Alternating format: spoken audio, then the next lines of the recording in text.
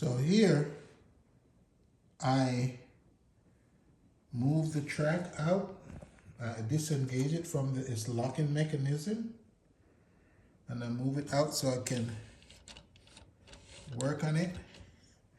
And now I'm going to put the band on. One moment. As you can see, I hooked the band on. So now, once I engage it, trying to find the location, look what happens. It resets itself.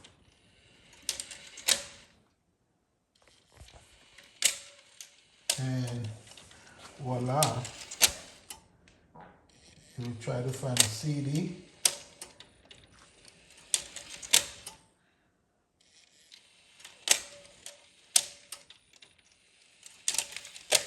And there you go. It catches a CD. It starts playing and say no entry, but I hit play. Everything goes back to normal. That's a little 5-minute trick that nobody tells us.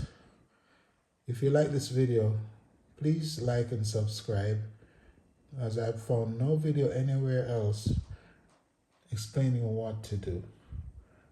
Hope you enjoy this video. Have a good day. Bye-bye.